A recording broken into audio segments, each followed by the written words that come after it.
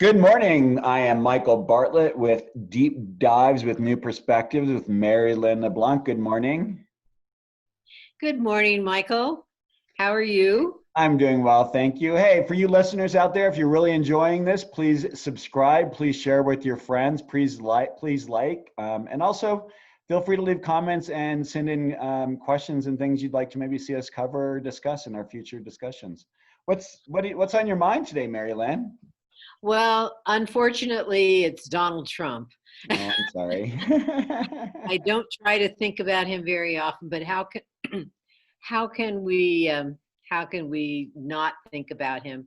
You know, this morning last night, I guess, he's back at the White House and supposedly doing great. But it's very interesting listening to the news because um, well, Donald is being Donald of all things.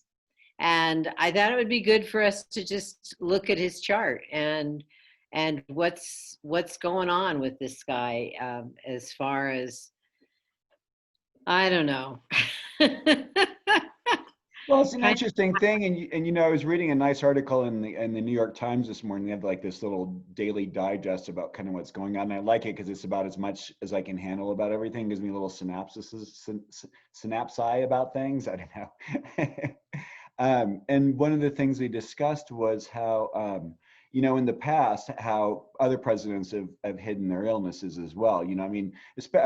One can't, FDR, for example, for one with his polio, and then other things that actually led to his cerebral hemorrhaging later on, which killed him. Woodrow Wilson, other ones, Grover Cleveland, I Yeah, think it was Woodrow given a, Wilson, he had a stroke and right. he refused to hand over power to his vice president. So I guess some of this behavior is not unusual, which just makes me feel like we're overdue, not just because of the presidency, but a few other matters I think that have to do with our so-called perfect constitution and perfect form of government needs an overhaul. And there are things that we need to change. I mean, obviously, through the years, we've added amendments recognizing that all human beings are created equal, and having white men only being able to vote, and especially property men, was something that was extremely limited in the definition of human beings and or humans, as the Constitution or Bill of Rights, whichever one of them uses the term, or maybe they both do, humans. So yeah, I think it's just time for us to do a major overhaul, because one of the most disturbing things to me is his uh, lack of sensitivity to other people's health. And that alone is just upsetting, that he would think that he can expose others to this virus because it's no big deal. I mean, I just totally get upset with all of that. Now, having said that, I think looking at Donald Trump's chart is it makes some of his behavior understandable. And one of the things, he was born just before the same day of a lunar eclipse and a full moon. And so, his prenatal experience of an eclipse, the solar eclipse, 2 weeks before he was born, is something that we astrologers recognize has a strong impact on all of us, no matter who we are. Once we understand the energy of the eclipses, we understand where one is. And I'm looking at my notes because he's goodness sakes, I should have looked at this ahead of time and then had it down pat. He was born during an eclipse cycle that's in an old style is called 2 North. And the very first eclipse in that cycle, goes way back in time to, I believe, the 700s. I might have that date a little bit off.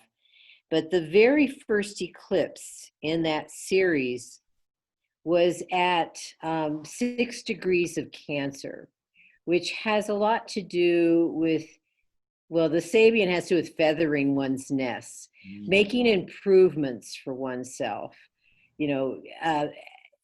Cancer is an individualistic sign.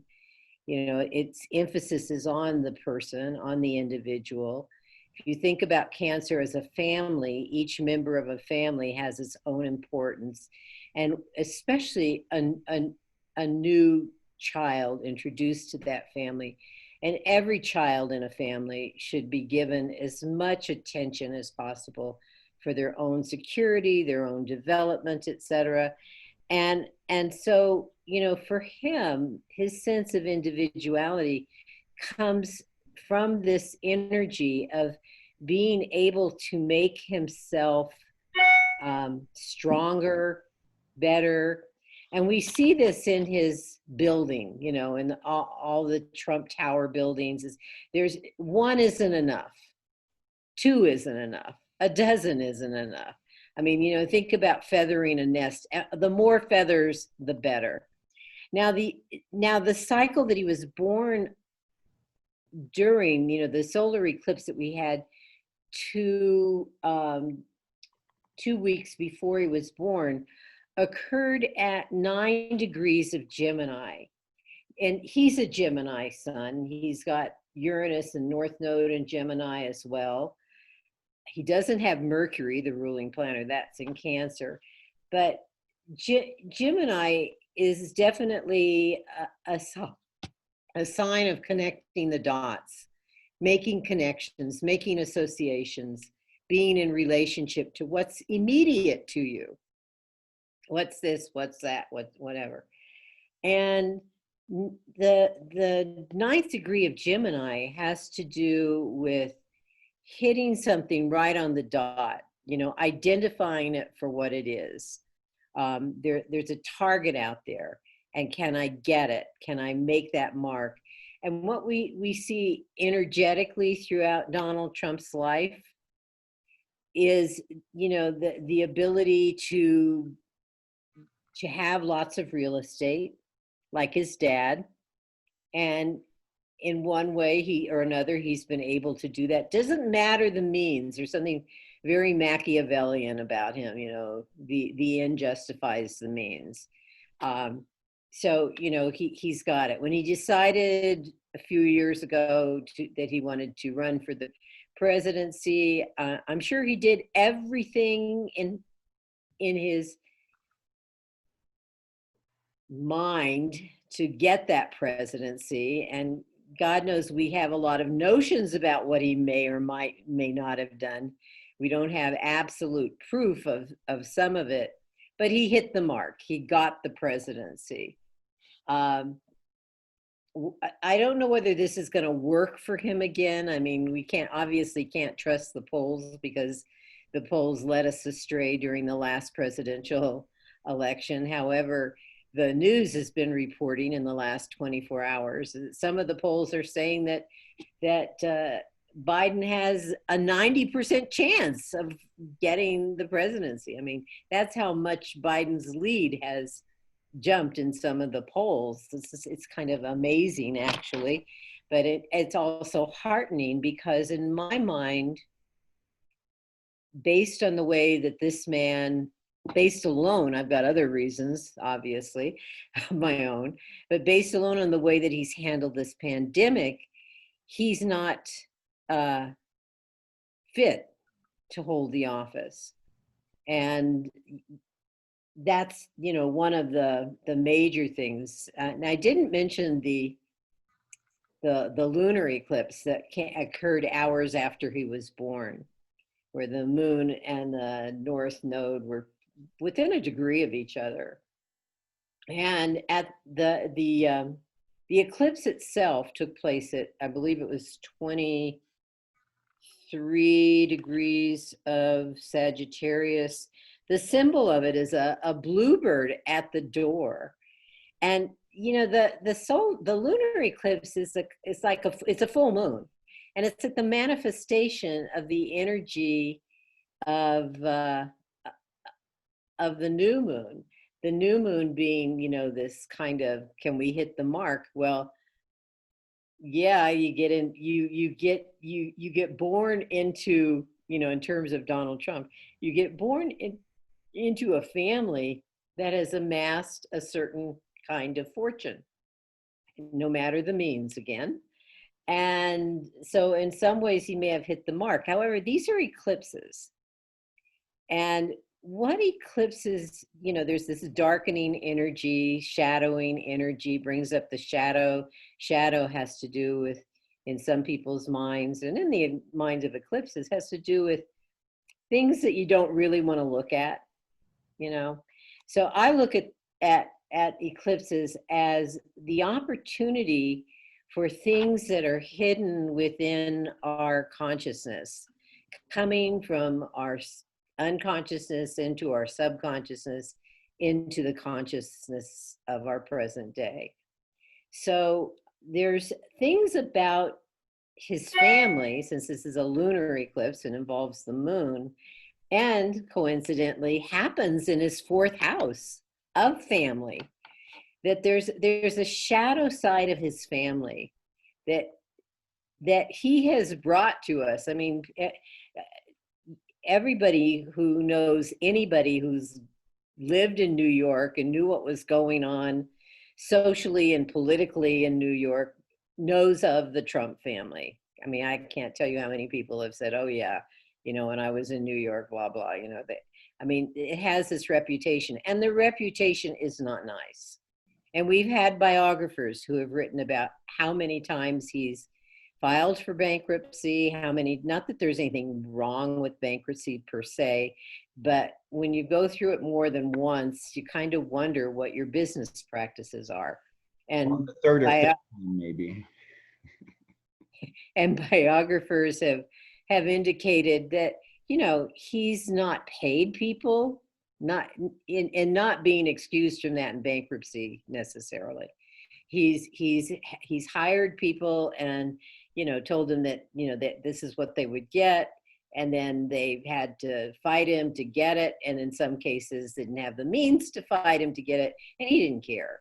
You know, he hired people. He's hired undocumented immigrants and paid them minimally to do work, and even then, in some cases, not paid them. So we know that, you know, from the astrology, that he's in a family, and what biographers have written about his father. His father wasn't. He's like a chip off the old block, and so there's this energy around the Trumps that has to do with get as much as you can, as easy as you can, and for as little money as you can. Yeah, I mean, when I look at his chart, I mean, with all the, you know, just starting with the ascendant, with the Mars and Leo, all the air, the fire, the way they feed one another. I mean, this man is a master salesperson, and he's a, you know, what we talk about in you know, astrology typically is, I like to think of Leo as being self-centering, but they can be self-centered. You know, when there's a time, I mean, there was an interesting a little snippet of vulnerability that showed up in the debate, and that's when Biden called the president not smart. And you could see it went like right through to some really deep early wound. I mean, someone who hasn't sat for his own tests, someone who uses... He graduated first in his class in economics, and I'm going, okay, so did he have people take his tests for him as well?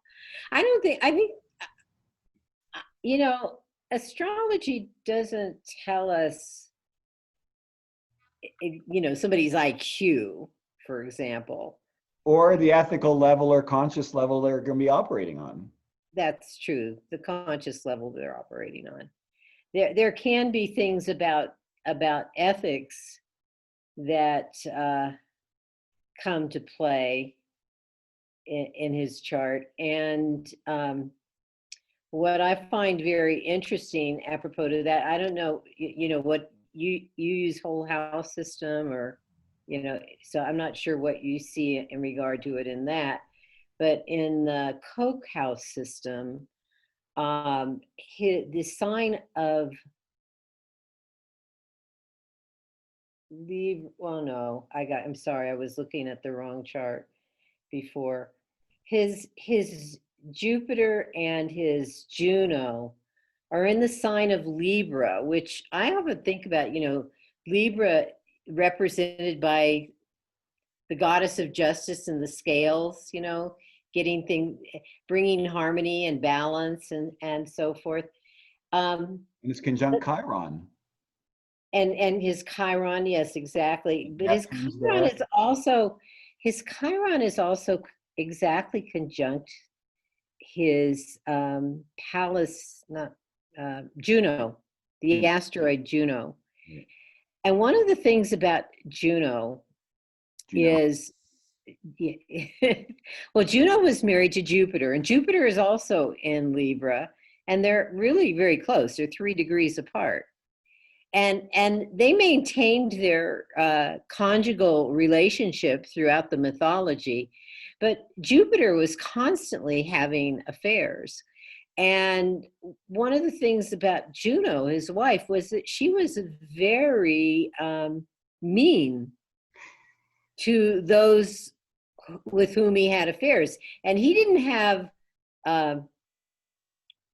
you know, partners who were compliant. He had to trick them into having an affair with him, changing forms, etc. So it wasn't like he had these loose women who were ready to do anything he wanted at his beck and call.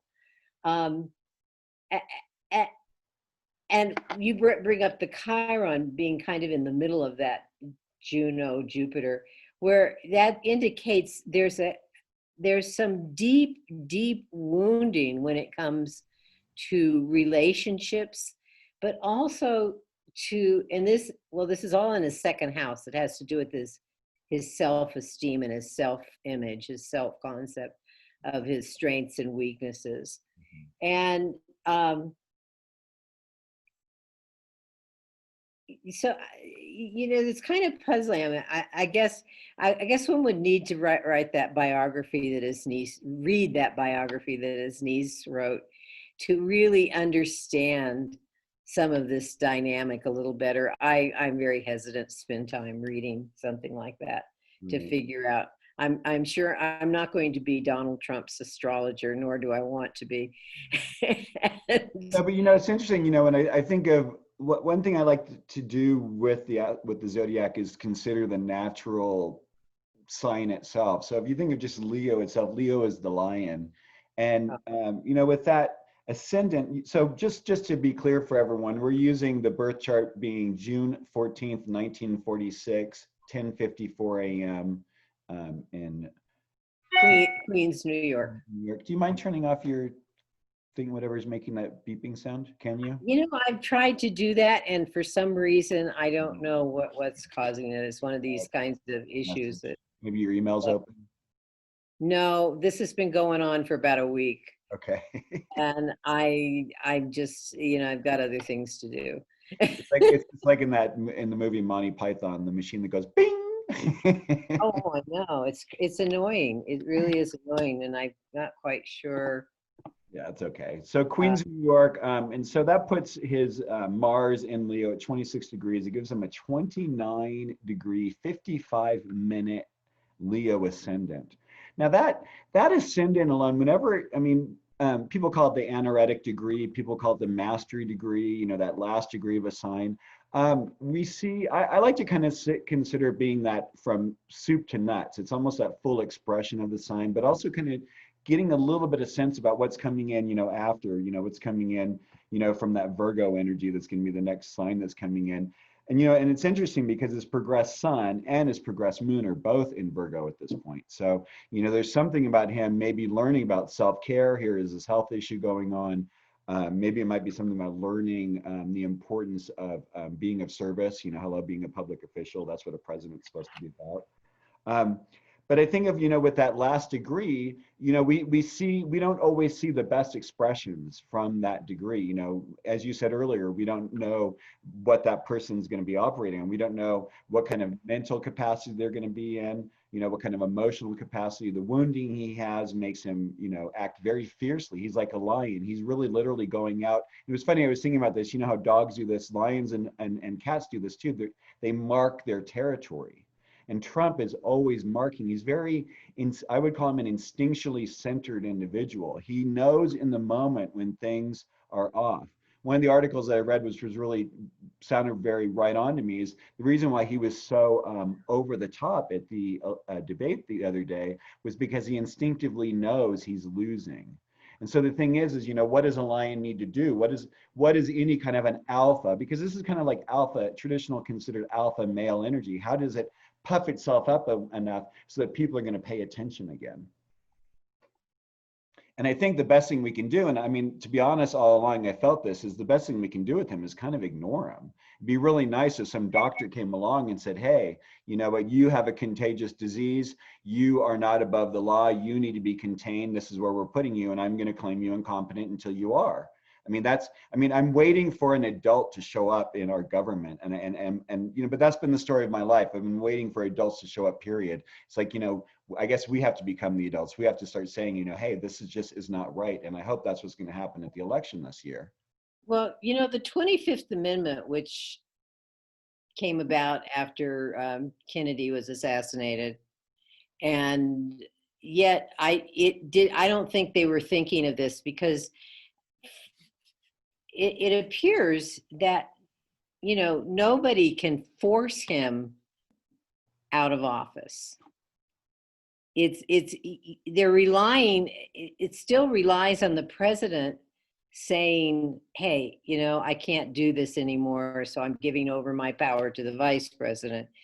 And of course, if the vice president becomes incapacitated, to the House, the Speaker of the House, and to the Senator pro Sounds like tem. a royal to me. It doesn't sound like a legal position, does it?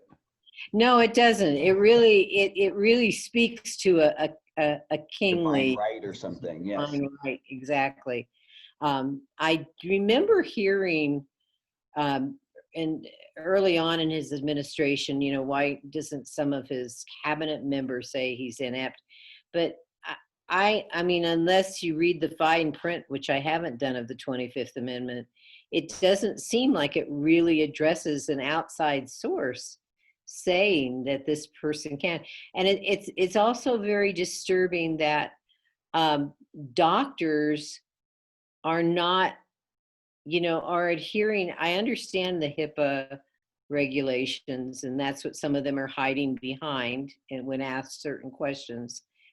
But it just seems like when somebody has the power of the presidency of the United States, that there should be some kind of oversight, Right. that surpasses that we, especially during an election year, we have the right to know whether this person is competent or not. Some of us would think he's not already. But what's scary to me are all the people in this country who, in the midst of everything that's been seen, in the midst of what's going on in our country, in the midst of what everyone is experiencing economically, emotionally, physically right now, how anyone is even remotely standing behind this candidate.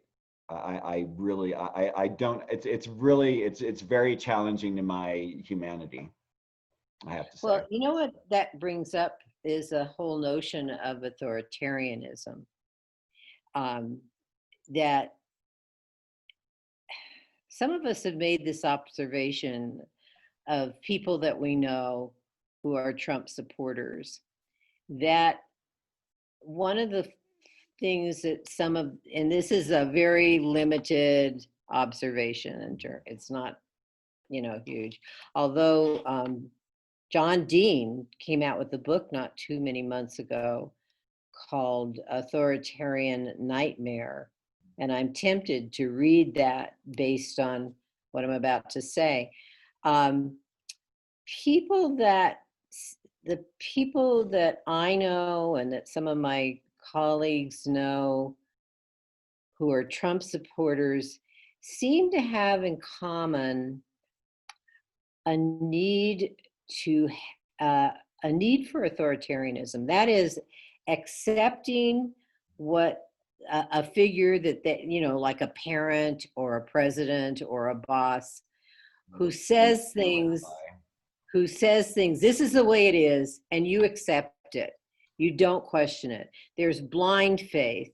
There's no critical thinking. But wait a minute, you know, I mean, one of the things that Kennedy, when he was president, learned, and I've come to that notion, that theory of group think, that it's detrimental to have people in your cabinet or people that are advising you to go along with what you put out there, because without, you know, the critical thoughts of other people, like, oh no, if we do this, be prepared for da da da da da da da, and this is why da da da da da da will happen.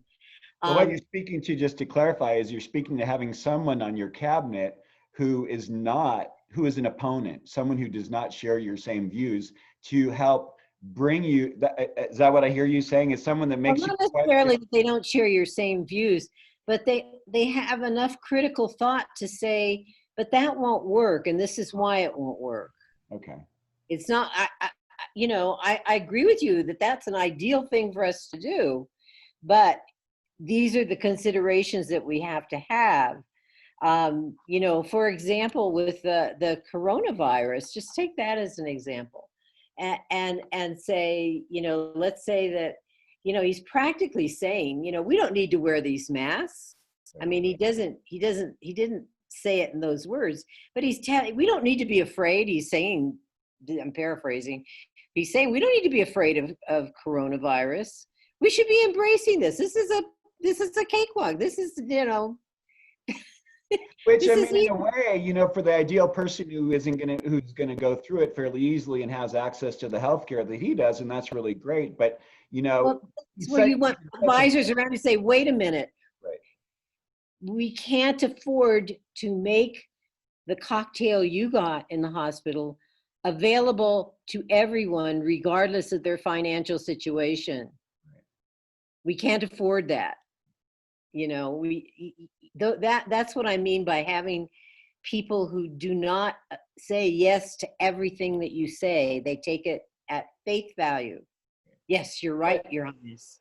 But the hard part is with someone who, you know, Trump, like I said earlier, he's a very instinctual person. I mean, he's not, you know, he isn't scripted. You know, when they give him, you can tell when he's reading something, which, by the way, I mean, anyone who watches the doctors, you know, at you know, Reed, when they were, you know, discussing his case, you could tell that they were being bound. They should have had a spokesperson come out and talk and not have those doctors do it, because they were lying. And you could tell by their body language, by the way they were speaking, that they were not comfortable with it. They're having to say things that aren't really in alignment with them. And they're also sharing, I mean, it's that interesting thing, because when you get into people where they are, it's almost like when you are a royal, when you become the president, because you no longer are owned by yourself. You're technically owned by the state.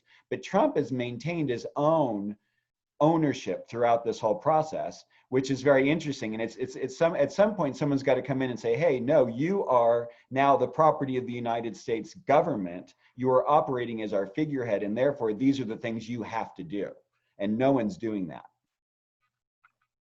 Well, and I don't think they're totally bound to. We've been fortunate to have presidents who have well, I think Obama said this quite eloquently, you know, Trump has not grown into the presidency nor recognized the amount of power he has and the obligations and responsibilities he has. He does not accept any of that. The other thing and this is some of the issue. This is some of the issue of, you know, the prenatal solar eclipse I talked at the beginning, happening in his 10th house. His 10th house is where, you know, his sun is. This is the eclipse energy, though. 2 weeks before he was born, and then the solar eclipse, bringing the full manifestation of it. He's born into a family who does not accept responsibility for what they're doing to others, in terms of the you know, some slumlord landlord, of tenants in New York, or what, things of that sort. He does not. He needs experiences that teach him responsibility to others, and They haven't he's not, happened. and it hasn't happened. And I don't. Well, I hate to say what it is that could help him, but that's part of the problem. Anyway. Ay, ay, ay. Yeah, I mean, it's a very interesting. I mean, the way that I look at it, I mean, whether it's whole sign or any other way you look at it, I mean, that Mars and Pluto, are above his ascendant, which means that, his issues of power and dealing with things are really not done in a way that's really outwardly seen. He kind of speaks he's a Gemini. He's two-faced. I mean, he's saying one thing and meaning another. And then he has, the Venus Saturn conjunction and Cancer with that Mercury in Cancer. So, I mean, he's really able to speak to the people. That Saturn and Venus completely shows I think is one of the aspects that shows his lack of respect for women. It also probably represents a rather cold experience that he might have had from his mother growing up. Oh, yeah. I also think, There's also, yeah, go well, ahead. you mentioned the Mars rising. I mean, this is Yeah. pretty much on his ascendant. Life is all about him. I mean, I am amazed that he has the family relationship that he has, and it may be because his moon and the South Node are in the fourth house, that he's so intricately connected to family. But beyond family, other people don't count, and the people that have swarmed around him. I go back to the authoritarianism. He's like a father knows best Right. to them. Um, Well, he and speaks to something. He speaks to, I mean, he's done a lot of really good for the country in the sense that he's brought a lot of showing about these things that, have not been seen, have not been dealt with. I mean, he says things that are completely inappropriate. And what I'm continually surprised by is even that, the fact that he's able to call Kamala, Pocahontas. I mean, I think that's so, I don't know. I don't even have words for it. It's, in this day and age that, that an adult, I mean, another aspect of Leo, with that Mars on the ascendant. I mean, I wrote a whole book on planets on the angles. I mean, he's such a good example of it. It's like, it is really all about him. And as long as the intention of them, look at, I mean, he got out of the hospital and got 2 Secret Service agents to drive him around so he could get people. I mean, his ego is so weak. He really needs to be stroked all the time. what about their health? Yes. What about their health? Doesn't matter. It's all about him. He's the president, and again, as long as people continue to say yes to him, it's like, back in the day, you think of Queen Elizabeth, the chivalry thing of like throwing the robe down so she doesn't have to walk with her silk shoes through the puddle. Well, it's like with Trump, it's like he's throwing bodies, he's throwing people in front of him so he's able to walk on them so he doesn't have to dirty himself. And it's gonna be interesting to see what happens when this 420 million comes due and who he owes it to, which, I mean, if it isn't the Russians, I don't know who it is.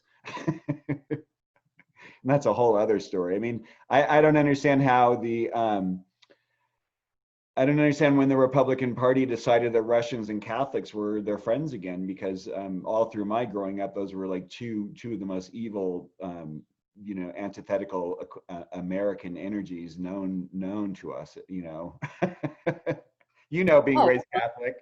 well, and with social democracy having come up in the last 2 elections with Bernie Sanders, and how people associate that with communism from the Soviet Union, and then so there's this kind of strange melange of of ideas without really understanding them. And again, it comes back to the point that we live in a country where a vast majority of people don't engage in critical thinking, don't ask the question why.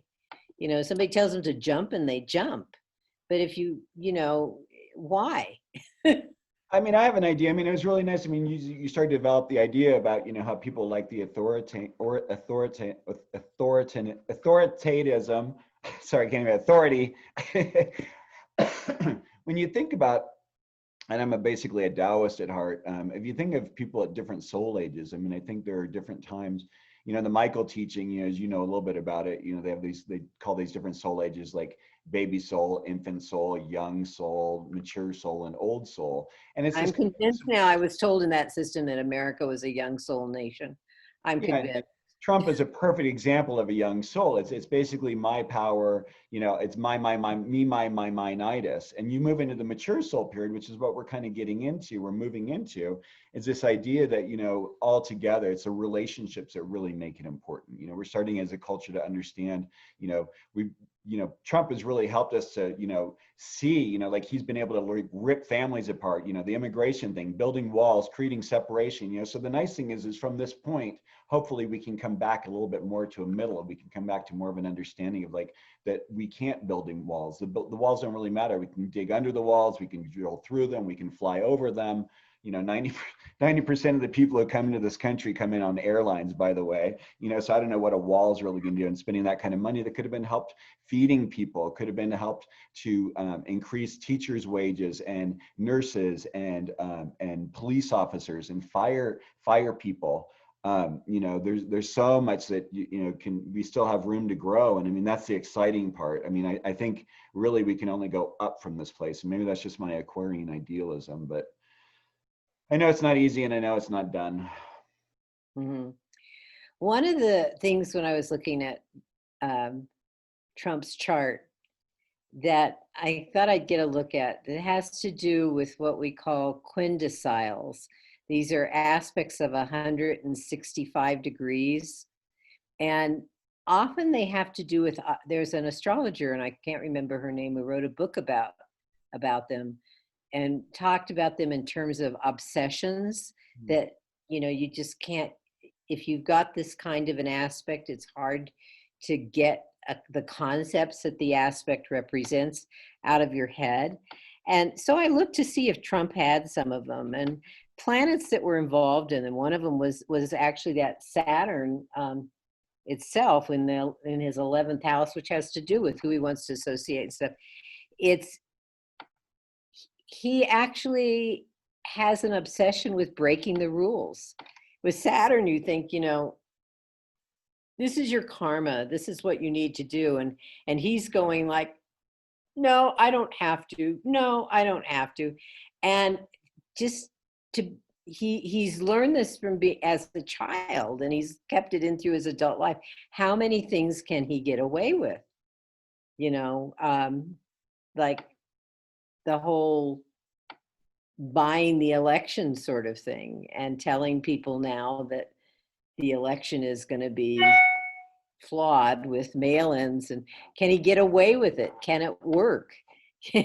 and Yeah, I mean, it is working. It is creating confusion. What's that Saturn in relationship to in that placement? you know, I didn't write down, and I can't. I would have to. I would have.